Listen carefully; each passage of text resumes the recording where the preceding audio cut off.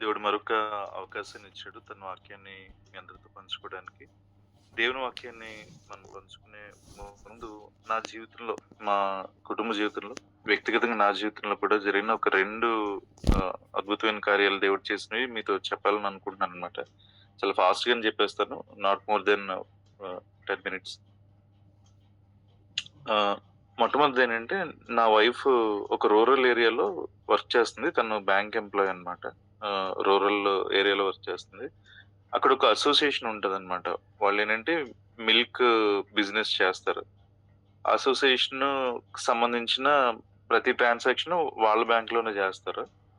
So, ఆ రైతులకు రావాల్సిన డబ్బులు గాని, లేకపోతే ఏవైనా సరే అక్కడ చెక్కుల రూపంలో తీసుకొని వెళ్తా ఉంటారనమాట. చెక్కులిచ్చి మనీ తీసుకొని వెళ్ళడం, లేకపోతే మనీ ఎయడం అలా చేస్తా ఉంటారు. సో, అక్కడ ఒక కుర్రోడిని పెట్టారు వాళ్ళు. చాలా సంవత్సరాల నుంచి ఆ అబ్బాయి అక్కడ అసోసియేషన్ ఆహ్, దాంట్లో వర్క్ చేస్తున్నాడనమాట. సో, వీళ్ళేం జేస్తారంటే ఎవరు చెక్స్ అవన్నీ కూడా ప్రీ సైన్డ్ చెక్స్ ముందే సంతకాలు పెట్టేసి, ఆ బ్లాంక్ చెక్స్ ఇచ్చి లేకపోతే చెక్‌లు ఈ అబ్బాయితో పాటు పంపించడం అన్నీ జేస్తా ఉండేవారనమాట. సో, చాలా సంవత్సరాల నుంచి నడుస్తుంది. నా వైఫ్ అంటే ఇప్పుడు 6, 7 మంత్సే అయింది తనెళ్లి. హ్మ్. హ్మ్. ఆహ్, 9 మంత్స్ అయినట్టుంది అక్కడికెళ్ళి. కాకపోతే ఈ అసోసియేషన్ ఎప్పటినుంచో ఉంది. ఆ బ్యాంక్‌లో అక్కడ రన్ అవుతుందది యాస్ ఎ కస్టమర్‌గా. ఆహ్, ఒక అబ్బాయి రీసెంట్‌గా చాలా ఎక్కువ ట్రాన్సాక్షన్ చేస్తున్నాడు. మనీ ఎక్కువ తీస్తున్నాడనమాట. తీస్తుంటే అక్కడ ఒక సబ్ స్టాఫ్, ఆ ఊర్లో ఉన్న సబ్ స్టాఫ్ అంటే ఆ ఊరికి సంబంధించిన ఆవిడే అక్కడ ఒక స్టాఫ్ ఉందనమాట. ఆవిడ ఆఫీసర్‌కి చెప్పిందంట.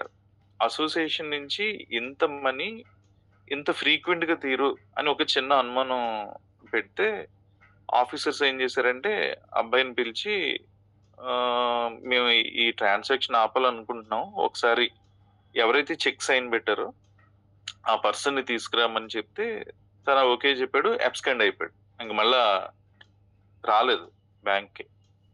ఏం రాలేదని ఆలోచించే లోపల 1 ఆర్ 2 డేస్‌లో అసోసియేషనోళ్ళొచ్చారంట. వచ్చి అసలు ఈ ట్రాన్సాక్షన్స్ ఇంతింత మనీ ఎలా మీరిచ్చేసారు? ఎంత ఆల్‌మోస్ట్ 8,00,000 7,90,000 ఆల్‌మోస్ట్ 8,00,000 తను డ్రా చేసి తీసుకొని ఎళ్ళిపోయాడన్నమాట అబ్బాయి. సో, అసోసియేషనోళ్ళొచ్చి చాలా గొడవ పెట్టారంట.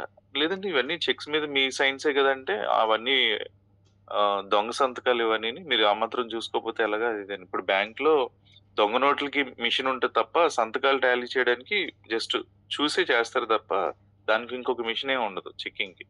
అది చూస్తారు. కరెక్ట్‌గా ఉంటే ఇచ్చేస్తారనమాట. అది ఫోర్జరీ చేసాడంట. అది కనిపెట్టడం చాలా కష్టం. అసలు మామూలుగా అలాంటప్పుడు సైన్ చేసిన చెక్ ఇంకొక వేరే పర్సన్‌కి ఇవ్వకూడదు. రిలయబుల్ అయితేనే ఇవ్వాలి. యాక్చువల్‌గా అకౌంట్ హోల్డర్ కాకుండా వేరే వాళ్ళకిచ్చినప్పుడు రిలయబుల్ పర్సన్‌కే ఇవ్వాలి. రిలయబుల్ పర్సనే ఇన్ని సంవత్సరాల నుంచి వస్తున్నాడు, ట్రాన్సాక్షన్స్ చేస్తున్నాడు కదని ఇచ్చారు. ఆల్‌మోస్ట్ 8,00,000 అబ్బాయి పట్టుకొని అబ్స్కాండ్ అయిపోయాడు. వాళ్ళింక మేము పోలీస్ కేసులు పెడతాం, అది పెడతాం, ఇది పెడతాం అని స్టాఫ్ మీదకి ఆహ్, చాలా ప్రెషర్ తీసుకొచ్చారన్నమాట. తీసుకొచ్చినప్పుడు ఒక ఆఫీసర్ ఆథరైజ్ చేసింది ఒక 4,00,000, ఇంకొక ఆఫీసర్ ఆథరైజ్ చేసింది ఒక 1,50,000 అలా నా వైఫ్ 50,000 ఆథరైజ్ చేసిందన్నమాట ఈటిల్లో. సో, ఇప్పుడు జరిగేదేంటంటే ఐదర్ పోలీస్ కేస్ అవుతది. ఇదనైన తర్వాత మళ్ళా దాని మీద ఇన్వెస్టిగేషన్ జరుగుతది ఇవన్నీ. ఒక రకంగా బ్యాంక్‌ని గూడా అంటారు. మీరిది టాలీ చేయాలి కదని. కానీ అది ఎక్కడ జరిగే ప్రాసెస్ అయితే కాదు. కానీ వీళ్ళ మీదకి ఆ ప్రెషరొచ్చింది. చాలా ఎక్కువ అమౌంట్ పే చేయాల్సొస్తే ఇలాగా పల్లెటూరులో ఎలా ఉంటదంటే, పల్లెటూరులో ఆ ఊరు పెద్దలు చెప్పిందే రన్ అవుతది. అది బ్యాంక్ అయినా, పోలీస్ స్టేషన్ అయినా ఏదైనా సరే. సో, వాళ్ళతో అక్కడ పోటీ పడలేం. సో, వీళ్ళు 2 డేస్ చాలా టెన్షన్ పడ్డారు. నా వైఫ్ ఇంకేమి చేయలేక ప్రార్థన చేసిందనమాట. ప్రభు ఇది ఈ పరిస్థితి ఇలా అని. చేసినప్పుడు నెక్స్ట్ రోజు ఒక 2 డేస్ తర్వాత జరిగిందేంటంటే, అబ్బాయి ఆళ్ళ మామయ్య అన్నమాట. మామయ్య అవుతారంట. ఆయనొచ్చి అక్షరాల 7,90,000 మొత్తం అమౌంట్ కట్టేసి ఎళ్ళిపోయాడన్నమాట ఆయన. వీళ్ళెంత ఫ్రీ అయిపోయారంటే, ఇది ఒక పోలీస్ కేసు లేకపోతే ఇలా అయిపోవాల్సింది ఎంప్లాయీస్ మీదకి రావాల్సింది. 7,90,000 ఇంకొక పర్సనొచ్చి ఆ అబ్బాయి తరపున కట్టేస్తే వీళ్ళు చాలా ఫ్రీ అయిపోయారు. లేకపోతే ఇది యూనియన్ వరకే ఎళ్ళిపోతది. చాలా చాలా ఇబ్బందయిపోతదనమాట. అది బయటికి గాని తెలిస్తే. సో, అలాగా నా వైఫ్‌ని మాత్రమే కాదు, ఆ ప్రార్థన ఏం చేసిందంటే, మొత్తం ఆ బ్యాంక్‌లో ఉన్న స్టాఫ్ అంతటిని కాపాడిందనమాట. ఆహ్, చాలా ప్రెషరు ఫీలయ్యారాళ్ళు. చాలా టెన్షన్ ఫీలయ్యారు. అసలు దీనికి సొల్యూషన్ ఏంటి? ఏం చేయాలి? లీగల్‌గా ఎలా ప్రొసీడ్ అవ్వాలి? ఇవన్నీ ఆలోచిస్తుంటే దేవుడు ఒక అద్భుతమైన ద్వారం తెరిచాడు ఇంకొక వ్యక్తి ద్వారా. టోటల్ అమౌంట్ పే చేయడం బట్టి వీళ్ళందరూ ఫ్రీ అయిపోయారు. సో, నా వైఫు కంప్లీట్‌గా ఆ పరిస్థితి అంతట్లోంచి ఫ్రీ అయిపోయి టెన్షన్ ఫ్రీ అయిపోయిందనమాట. అది దేవుడు చేసిన అద్భుతం తన జీవితంలో. నేను ఇప్పుడు నా జీవితంలో జరిగిందేంటంటే లాస్ట్ ఒక 4, 5 వీక్స్ నుంచి నాకు right hip right leg hip problem వచ్చి పెయినొస్తుందనమాట. పెయినొస్తుంటే సీనియర్ ఆర్థోపెడిషియన్ వైజాగ్‌లో ఆయన. అపోలో హాస్పిటల్‌లో ఉంటాడు. సో, ఆయన దగ్గరికెళ్ళి చూస్తే ఎక్స్‌రే తీసాడు.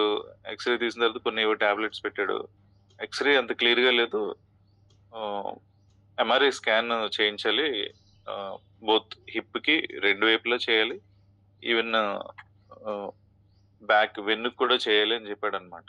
ఆయన చెప్పాడు. ఎక్కడ చేయించాలో కూడా చెప్పాడు. అక్కడే మెషిన్స్ బాగున్నాయి. అక్కడే చేయించండి. అక్కడ టెక్నీషియన్స్ బావుంటారంటే విజయ మెడికల్ సెంటర్ అని ఒక డయాగ్నోసిస్ సెంటర్ ఉందనమాట. సో, అక్కడికెళ్ళి నేను చేయించాను. చేయించిన తర్వాత ఆ రిపోర్ట్స్ అన్నీ నేను డాక్టర్ దగ్గరికి పట్టుకొనెళ్ళాను మళ్ళా. ఎంఆర్ఐ స్కాన్ అంతా చూసాడాయన. చూసి నాకు చెప్పిందేంటంటే, "నీ రైట్ హిప్ బాల్ డెడ్ అయిపోతుంది. నువ్వు కంప్లీట్‌గా దాన్ని లాస్ అయిపోతావు. అది లాస్ అయిపోతే అక్కడ మెటాలిక్ బాల్ ఎయాల్సొస్తది. కాబట్టి నువ్వు కాపాడుకోవాలి అనుకుంటే, అది కూడా 75% ఛాన్సెస్ ఉన్నాయి ఒక ఆపరేషన్ చేస్తే. సో, అదేంటంటే బాగున్న బోన్ దగ్గర నుంచి బోన్ మ్యారోని తీసి ఎక్కడైతే ఈ డెడ్ అయిపోతుందో అక్కడ ఇంజెక్ట్ చేయాలి. Over the period of time అది నెమ్మదిగా అది మళ్ళా దాంట్లోకి ప్రాణం వచ్చినట్టు అవుతది. అది మళ్ళా రివైవ్ అవుతది. కాపోతే 75% ఛాన్సెస్ లేకపోతే కంప్లీట్‌గా నీ బాల్ లాస్ అయిపోతావు అని చెప్పాడన్నమాట. హిప్ బాల్ ఆ బోన్ దగ్గర. సో, ఆయన చెప్పిందేంటంటే ఇది అయిపోయిన తర్వాత నువ్వు 3 వీక్స్ పాటు బెడ్ మీద ఉండాలి. ఇంకొక 2 ఇయర్స్ చాలా జాగ్రత్తగుండాలి. నడవడం విషయంలో, లేకపోతే మెట్లెక్కడం విషయంలో, పరిగెత్తడాలు, స్పీడ్‌గా నడవడాలు ఇవేం ఉండకూడదు. చాలా యాక్టివిటీస్ అన్నీ చాలా జాగ్రత్తగుండాలి అని చెప్పాడనమాట. నేను వెంటనే ఇది ఆపరేషన్ ఏంటి? బోన్ మ్యారో ఇంజెక్ట్ చేయడం ఏంటి? 2 ఇయర్స్ పాటు జాగ్రత్తగా నడవకపోవడం ఏంటి? పరిచర్యలో ఎలా ఉంటాం ఇవన్నీ. ఆహ్, ఆహ్, ఆ ఫ్రాక్షన్ ఆఫ్ సెకండ్స్ అలా ఆలోచిస్తా ఉన్నాననమాట. అన్నీ రాసేసాడు నా ప్రిస్క్రిప్షన్ మీద కూడా. సజెస్టెడ్ ఈ ఆపరేషన్ అది ఇది అని. అంతా అయిపోయింది. కాతే మనసుకి ఒక నెమ్మదుంది. అతను మాట్లాడుతున్నప్పుడు ఆందోళన అయితే రాలేదు గానీ, ఒక నెమ్మదుంది. అన్ని ఎక్స్‌రేలు, ఎంఆర్ఐ స్కాన్‌లన్నీ అటెండర్ మొత్తం అంతా లోపల పెట్టేసాడనమాట. నేను జస్ట్ ఇంక బయటికెళ్ళిపోవాలి. ఆయన ఫైనల్‌గా చెప్పాడు. "నేను సజెస్ట్ చేసేదైతే ఇదమ్మా. నువ్వు లాస్ అవ్వకుండా ఉండాలంటే నేను చెప్పేదైతే ఇది. అది మీరు నిర్ణయించుకొని మీరు ఎప్పుడు చెప్తే అప్పుడు ఆపరేషన్ పెడదాం" అన్నాడు. సో, నేను అబౌట్ టు లీవ్. అక్కడి నుంచి లేచి ఇంకెళ్ళిపోవాలి అంతే. ఆ టైంలో నా దేవుడు కలుగజేసుకున్నాడు ఆ పరిస్థితి అంతట్లో. అద్భుతంగా దేవుడు ఆహ్, ఆయన అక్కడున్నాడు అన్న విషయం నెక్స్ట్ 1 ఆర్ 2 మినిట్స్‌లో నాకర్థమైంది. దేవుడు ఎంత గొప్పోడో అని. నేను లేచి ఇలా ఎళ్తున్నప్పుడు ఆ డాక్టర్ అటెండర్‌ని మళ్ళా పిలిచి, "ఒకసారి ఆ స్కాన్ తీయి" అన్నాడు. ఆ స్కాన్‌లో సరిగ్గా లేదని ఎంఆర్ఐ స్కాన్ రాసాడు. మళ్ళా ఎక్స్‌రే తీయమన్నాడు. ఆ ఎక్స్‌రే సరిగ్గా లేదు అని ఎంఆర్ఐ స్కాన్ రాయమన్నాడు. ఎక్స్‌రేలో కంప్లీట్‌గా తెలియట్లేదు. ఆ ఎంఆర్ఐ స్కాన్ తీసిన తర్వాత చూసి అంతా డయాగ్నోస్ చేసాడు. ఆపరేషన్ అని జెప్పాడు.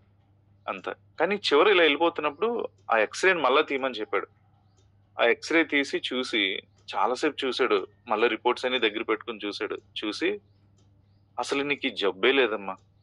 ఆ టోటల్ రిపోర్ట్ అంతా రాంగ్" అని చెప్పాడన్నమాట. "నీకు ఆపరేషన్ అవసరం లేదు. ఏది అవసరం లేదు. జస్ట్ 3 వీక్స్ నువ్వు అలాగా బెడ్ రెస్ట్ తీసుకో. కొంచెం నీ యాక్టివిటీస్ అన్ని తగ్గించు. నీకీ ఆపరేషనే అవసరం లేదని" చెప్పాడన్నమాట. నాకు చాలా ఆశ్చర్యం అనిపించింది. ఒక డాక్టర్ డయాగ్నోస్ చేసిన తర్వాత వితిన్ మినిట్స్‌లో ఆ ఇగో కూడా ఫీల్ అవుతారు గదా! ఇగో ఫీలింగ్ గూడా ఉంటది. నేనింత చెప్పిన తర్వాత మళ్ళా ఇది రాంగ్ అని ఎలా చెప్పడం అనేది. కానీ దేవుడు అక్కడ కలుగ చేసుకున్నాడు అంతే. లేకపోతే నా ఆలోచనంతా ఆపరేషన్ మీద ఉంటది.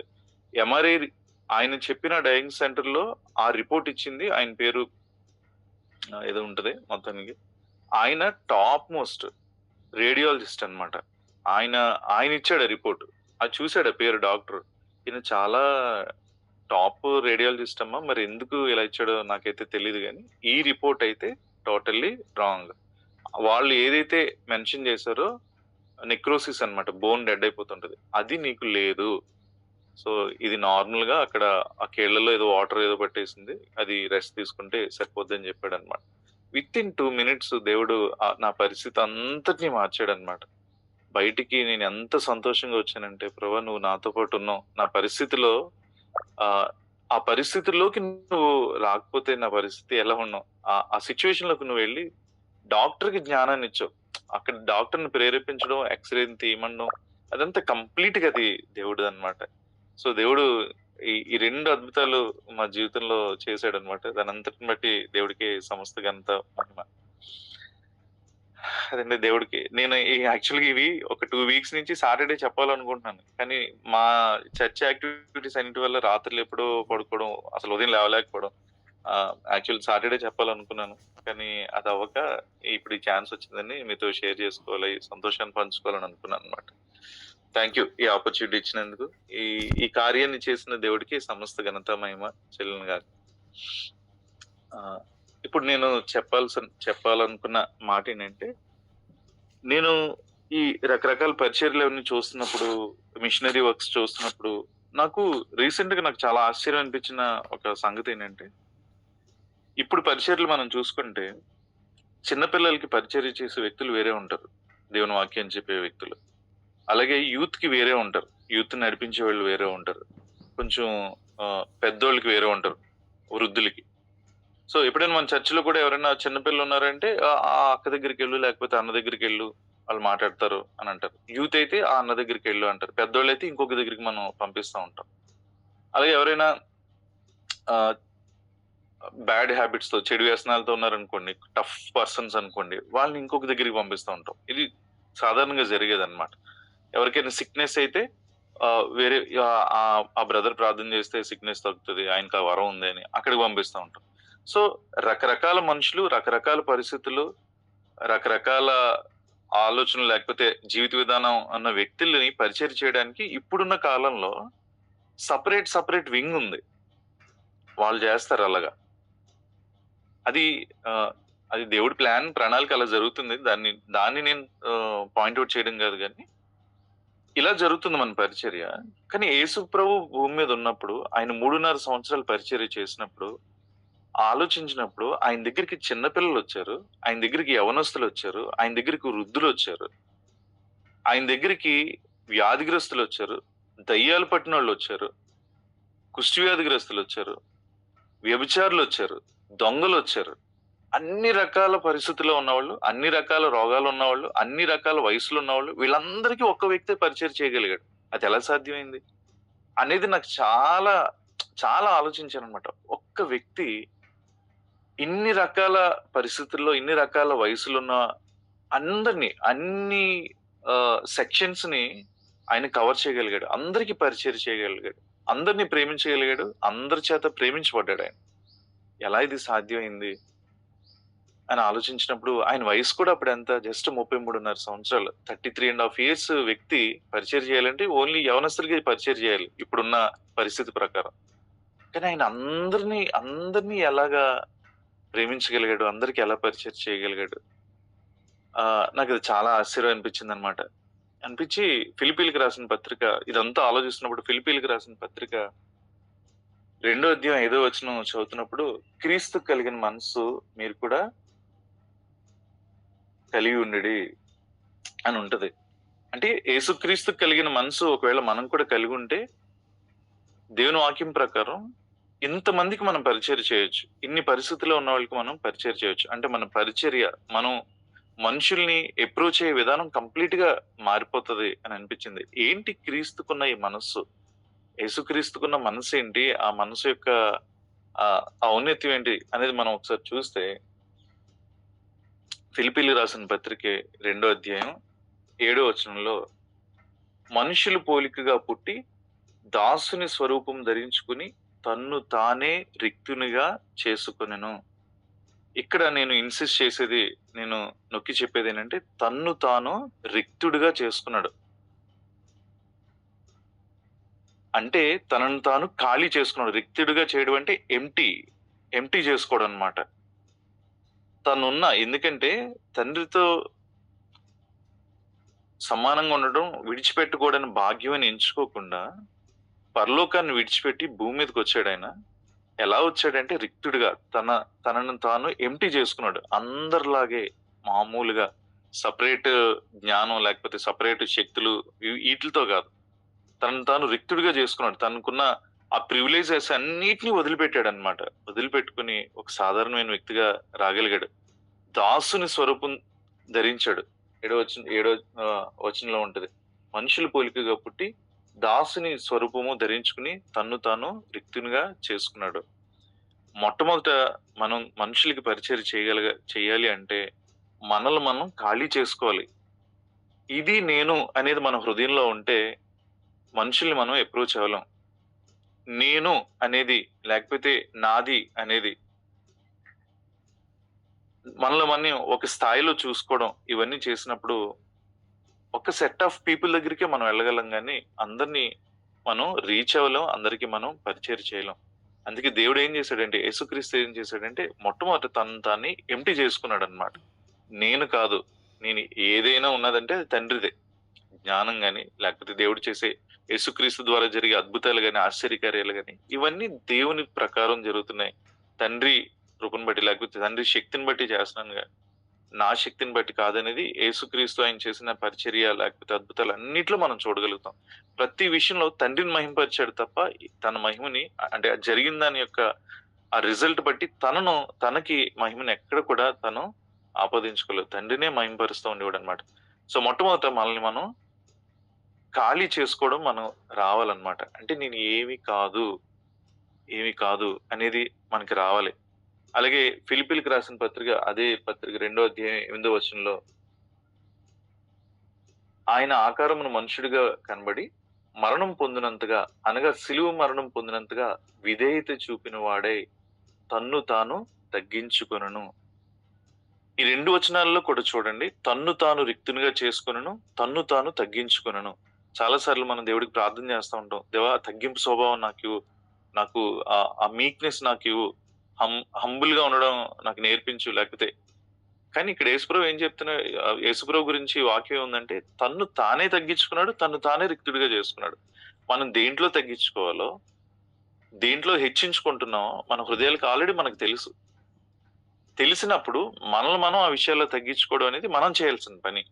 మనం చేయకుండా దేవుడిని తగ్గించమని చెప్తా ఉంటాం మనం అన్నమాట. మనం ఏ విషయాల్లో ఇతరుల కంటే అధికంగా మనం చూసుకుంటున్నాం, ఏ విషయంలో ఇతరుల కంటే జ్ఞానంగా, లేకపోతే నేను జ్ఞానిననో, లేకపోతే నేను మంచోడిననో, నీతివంతుడనో, మనం ఎక్కడైతే మనం చూసుకుంటున్నామో అది మన హృదయాలకు అర్థం అవుతుంది ఆల్రెడీ.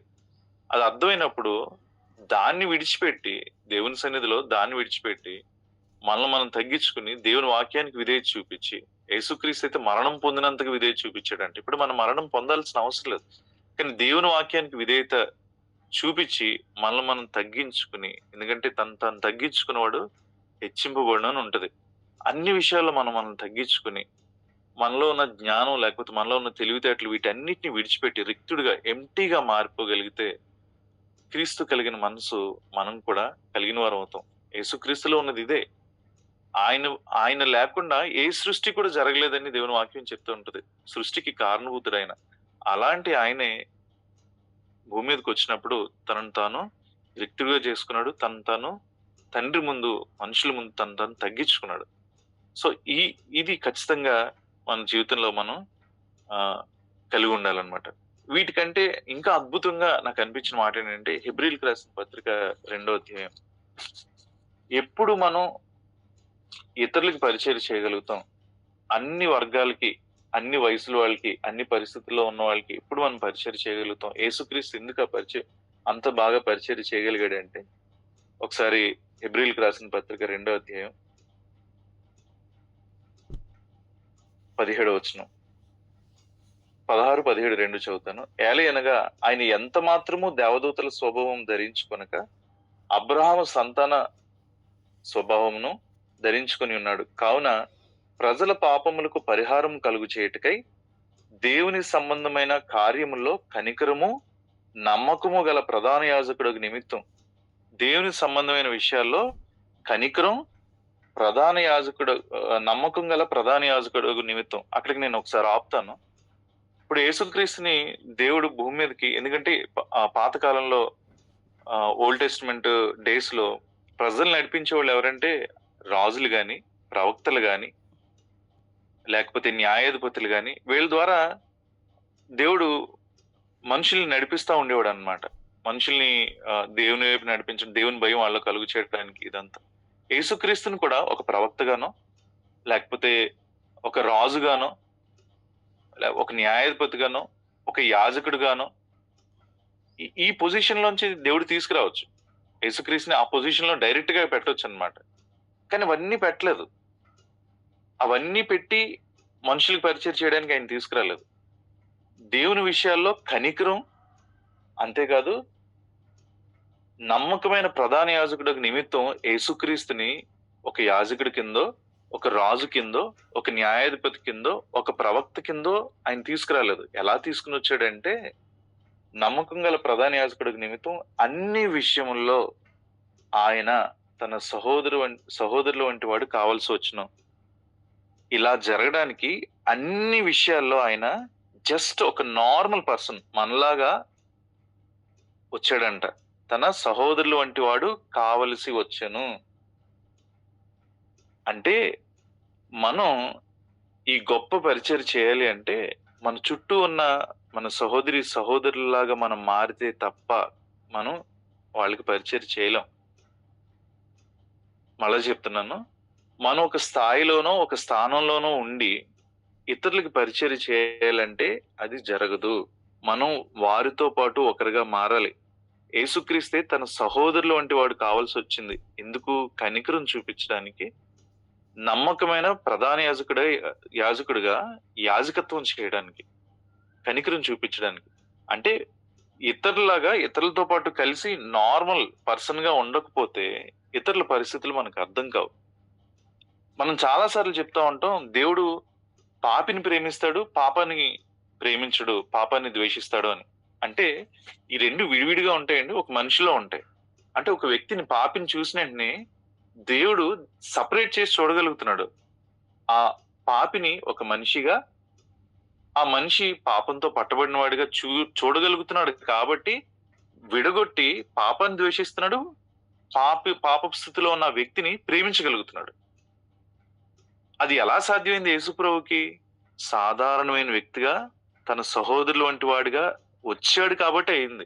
ఒక నార్మల్ పర్సన్ గా వచ్చాడు కాబట్టి అయింది. ఒక రాజుగానో, ఒక యాజకుడిగానో ఉండుంటే అధికారాన్ని ఉపయోగిద్దుడేమో. యాజకుడిగా ఉండుంటే తప్పులన్నీ మోపుద్దుడేమో. పాత నిబంధన కాలంలో దేవుని ఆజ్ఞల ప్రకారం ఈ శాస్త్రులు పరిశీలన చేసేది అదే కదా. ఒక ఒక వ్యభిచారంలో పట్టబడిన స్త్రీని తీసుకుని వచ్చి ఈవిడ రాళ్లతో కొట్టాలి, అది ఇది అని చెప్పింది వాళ్లే. ఆ ధర్మశాస్త్రాన్ని మనుషులు నెత్తి మీద రుద్దేది వాళ్లే.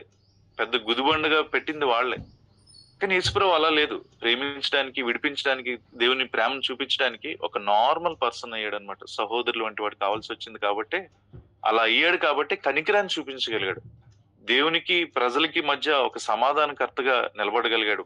ప్రధాన యాజకుడిగా యాజకత్వం చేయగలుగుతున్నాడు అనమాట.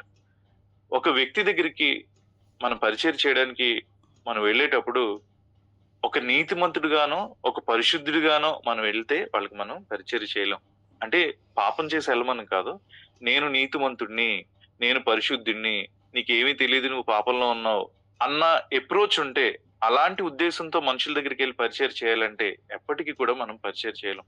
యేసుక్రీస్తు పాపంలో పట్టబడిన వ్యక్తి, వ్యభిచారంలో ఉన్న వ్యక్తి, వీళ్ళందరి దగ్గరికి వెళ్ళి అమ్మాని పిలవగలిగాడంటే, వాళ్ళని ముట్టుకుని వాళ్ళని నిమ్మరగలిగాడంటే, వాళ్ళని ప్రేమించగలిగాడంటే, వాళ్ళని క్షమించగలిగాడంటే, నేను నీతిమంతుడిని, నేను పరిశుద్ధుడిని అన్నది తన హృదయంలో పెట్టుకుని అవతల వాళ్ళని పాపిగా చూస్తూ చేసిన పరిచర్య కాదు.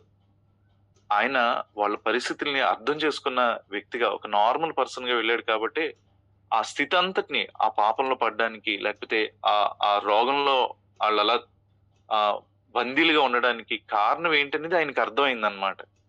మనం కూడా అలా నార్మల్ గా ఉండగలిగితే మనం ఇతరులకి మనం పరిచయం చేయగలుగుతాం. అంటే అందరి అందరి యొక్క హృదయాలు లేకపోతే అందరి మనస్తత్వాలు, అందరి పరిస్థితులు మనకెప్పుడు అర్థమవుతాయంటే, మనం రిక్తుడిగా మార్చుకున్నప్పుడు, మనం తగ్గించుకొని, మనం ఎంప్టీ చేసుకొని, మనల్ని దేవుని ముందు తగ్గించుకొని, మనుషుల ముందు కూడా మనం తగ్గించుకున్నప్పుడు, అంతేకాదు నార్మల్ పర్సన్‌గా మన తోటి సహోదరి, సహోదరులు ఎలా ఉన్నారో, వాళ్ళతో పాటు నేను కూడా ఒక వ్యక్తిని అన్న భావం కలిగున్నప్పుడు, ఖచ్చితంగా వాళ్ళని అర్థం చేసుకుంటాం. యేసుక్రీస్తు ఎలాగైతే వాళ్ళందరికీ పరిచయం చేయగలిగాడో, అదే ప్రేమతో, అదే కనికరంతో మనం పరిచయం చేయగలుగుతాం. యేసుక్రీస్తే తగ్గించుకున్నప్పుడు, యేసుక్రీస్తే తనను తాను ఎంప్టీ చేసుకున్నప్పుడు, ఆయనే ఇతరుల్లాగా నార్మల్ పర్సన్‌గా వచ్చినప్పుడు, మనం ఇంకెలా ఉండాలి ఒకసారి ఆలోచించండి. నాకిది చాలా బాగా ఒక దైవజనుడు చెప్తున్న మాటన్నమాట. ఆ మాట మీకు మళ్ళా చెప్పాను. ఒక పరిశుద్ధుడిగా, ఒక నీతిమంతుడిగా నువ్వు ఒక పాపి దగ్గరికెళ్తే, ఎప్పటికీ ఆ వ్యక్తిని పాపం నుంచి బయటికి తీసుకురాలేవు అని చెప్తాడన్నమాట. అంటే ఆ అవతల వ్యక్తిని పాపిగా చూస్తూ, నేను పరిశుద్ధుడిని అనుకుంటూ మాట్లాడితే, ఆ మాటల్లో ప్రేముండదు. ఆ మాటల్లో కనికరం ఉండదు. నార్మల్ వ్యక్తిగా, ఆ వ్యక్తిని అర్థం చేసుకునే ఒక సాదా సీదా వ్యక్తిగా, దేవుని కృప ద్వారా ఇప్పుడు నేనెలా ఉన్నానంటే దేవుని కృప. నేను విశ్వాసం ద్వారా కృప చేత రక్షింపబడ్డాను. నేను కూడా ఒకానొక టైంలో నేను పాపినే. నా పాపాలన్నీ క్రీస్తు రక్తం ద్వారా కడగబడ్డాయి. నేను ఏమై ఉన్నానో అది దేవుని కృప. అన్న హృదయంతో వెళ్లి ఆ వ్యక్తితో మాట్లాడినప్పుడు, ఆ వ్యక్తి యొక్క పరిస్థితి మనకు అర్థమవుతది. అదే మనం ఏ కృపనైతే, ఏ కనికరాన్నైతే అనుభవిస్తున్నామో, మనం ఆ వ్యక్తి కోసం ప్రార్థన చేస్తాం. ప్రభా! నా మీదైతే ఏ కృప చూపించావో, ఏ కనికరాన్నైతే చూపించావో, ఆ వ్యక్తి మీద కూడా చూపించు. ఆ పరిస్థితి నుంచి విడుదల చెయ్యి అని ఆ మనసులోంచి మనకు ఆ ప్రార్థన వస్తది. అంతే తప్ప హృదయంలో ఒక ఉన్నతమైన స్థానంలో మనకు మనమే ఊహించుకుని పరిచర్య చేయాలంటే అప్పటికి కూడా పరిచర్య చేయలేం. పాతకాలం వ్యక్తులందరూ చేసిన పరిచర్య ఇది. వాళ్ళు కుష్ఠరోగుల దగ్గరికెళ్లి వాళ్ళ గాయాలు కడిగారు. వాళ్ళ కట్లు కట్టారు. వాళ్ళకి అన్నం తినిపిచ్చారు. వాళ్ళు వామిటింగ్ చేసుకుంటే చేతులతో పెట్టారు. వాళ్ళకి చదువులు చెప్పారు. వాళ్ళకి బట్టలు కట్టుకోవడం నేర్పిచ్చారు. వాళ్ళ పిల్లలంతా చూసుకున్నారు. ఎలాగా? వాళ్ళు బాగా చదువుకున్నోళ్ళు, ఉన్నతమైన స్థితిలోంచి వచ్చినోళ్ళు అన్నీ వదిలిపెట్టి సాదా సీదా వ్యక్తుల దగ్గరికొచ్చి ఎలా చేయగలిగారు పరిచర్య అంటే, అది క్రీస్తుకు కలిగిన మనస్సు. తన సహోదరులు వంటి వాడు కావాల్సొచ్చిందాయన. మనం కూడా మన తోటి సహోదరి, సహోదరులాగా మనం మారగలిగితే, అన్ని రకాల పరిస్థితుల్లో ఉన్న వ్యక్తులకి మనం పరిచర్య చేయగలుగుతాం. అన్ని రకాల వయసులో వ్యక్తులకు మనం పరిచయం చేయగలుగుతాం. ఎందుకంటే, ప్రతి ఒక్క మనసుని మనం అర్థం చేసుకునే కెపాసిటీ మన మనసులకొస్తది కాబట్టి. దేవుడే తనను తాను తగ్గించుకున్నప్పుడు, తన ప్రాణాన్ని పెట్టినప్పుడు, అదే తగ్గింపు స్వభావం. మనం ప్రాణం పెట్టాల్సిన అవసరం లేదు మనుషుల కోసం. నీ కోసం యేసు ప్రభు ప్రాణం పెట్టాడని చెప్తే చాలు మనుషుల జీవితాలు మారతాయి. ప్రాణం పెట్టిన ఆయనే తగ్గించుకున్నప్పుడు జస్ట్ మనం చేసేదంతా ఏంటంటే, ప్రాణం పెట్టాడు అని చెప్పడమే. దానికి మనం ఇది ఏ విషయంలో కూడా హెచ్చించుకోవాల్సిన అవసరం లేదు. ఏ కృపనైతే మనం అనుభవిస్తున్నామో, ఆ కృప, కనికరం మనుషుల మీదకి రావాలన్న ఆలోచన కలిగుండాలంటే, ఆ తోటి వ్యక్తిగా మనం మారగలిగితే సరిపోతది. నార్మల్. అంటే నార్మల్ లైఫ్ లీడ్ చేయడం అనేది ఎంత శక్తివంతమైందో నాకు ఇది చదివితే నాకు అర్థమైందనమాట. ఆయన తన సహోదరులు వంటి వాడు కావాల్సొచ్చెను. ఒక నార్మల్ పర్సన్‌గా ఉండడం అనేది ఒక గొప్ప ధన్యత. నేను కాదు క్రీస్తే. నేనేమై ఉన్నానో అది దేవుని కృపే అని మన జీవితంలోంచి రావడం అది ఒక గొప్ప ధన్యత అంతే. అలాంటి లైఫ్ మనందరం లీడ్ చేయాలి. క్రీస్తు కలిగిన మనసు మనం కూడా ధరించుకోవాలి. దేవుడు ఎలాగైతే ఎందుకంటే క్రీస్తు ఆత్మను కలిగిన మనం అదే స్వభావంతో ఉండాలి అనేది దేవుని యొక్క ఆశ. కాబట్టి ఇటువంటి కృప మనందరికి దేవుడు ఇచ్చును గాక. అనేక మందికి పరిచర్య చేయడానికి ఎందుకంటే కోత విస్తారంగా ఉంది. పనివారు కొద్దిమంది ఉన్నారని దేవుని వాక్యం చెప్తుంది. దేవుని వాక్యం ఇంకోటి కూడా చెప్తది. ప్రజలు కాపరి లేని గొర్రెలని చూసి కనికర పడి బోధించాడని ఉంటది. కోపంతో బోధించలేదు. లేతే ద్వేషంతో బోధించలేదు. వాళ్ళ పాపంలో ఉన్నారని చూసి బోధించలేదు. వీళ్ళు అజ్ఞానులని బోధించలేదు. కనికర పడ్డాడు. ఒక మనిషిని చూసినప్పుడు క్రీస్తు హృదయంలోంచి వచ్చేది కనికరం, దయ, ప్రేమ. అవి మన జీవితంలోంచి రావాలని తండ్రి కోరుకుంటున్నాడు. ఆయన కోరుకోవడంలో ఏమాత్రం తప్పు లేదు. ఎందుకంటే ఆయన హృదయం అలాంటిది. క్రీస్తుకు కలిగిన మనసు మనం కూడా కలిగి ఉండాలనేది ఒక తండ్రి పిల్లల దగ్గర నుంచి కోరుకునేది. కాబట్టి మనం కూడా అలాంటి మనసును కలిగి ఉందాం. దేవుడు అటువంటి కృప మనందరికీ అనుగ్రహించును గాక. దేవుడి మాటలు మన ఇంట్లో దీవించును గాక. Thank you brother. Thank you అన్న. Praise the lord. నిజంగా వాక్యం పంచుకున్నటువంటి మరి రాజాజీ అన్నకు ప్రభునామమున